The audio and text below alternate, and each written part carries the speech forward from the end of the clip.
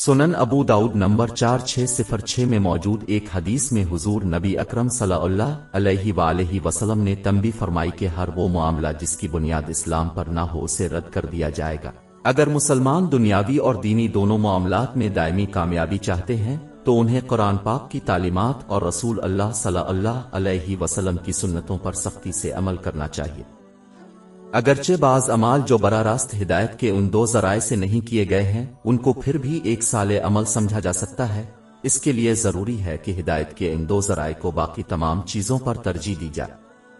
کیونکہ حقیقت یہ ہے کہ ان دونوں ذرائع سے نہ لینے والی چیزوں پر جتنا زیادہ عمل کرے گا خواہ وہ عمل صالح ہی کیوں نہ ہو، ہدایت کے ان دونوں ذرائع پر اتنا ہی کم عمل کرے گا۔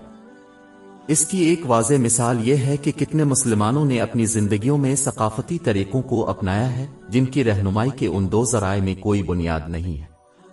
یہاں تک کہ اگر یہ ثقافتی رسومات گناہ نہیں ہیں تو انہوں نے مسلمانوں کو ہدایت کے ان دو ذرائع کو سیکھنے اور ان پر عمل کرنے سے روک دیا ہے، کیونکہ وہ اپنے طرز عمل سے مطمئن ہے۔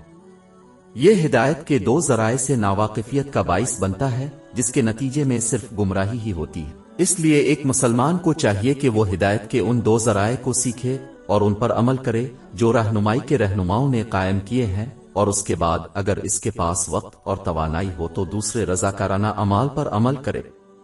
لیکن اگر وہ جاہلیت کا انتخاب کریں اور عمل کو اختیار کریں اگرچہ وہ ہدایت کے ان دو ذرائع کو سیکھنے اور ان پر عمل کرنے کے گناہی کیوں نہ ہو۔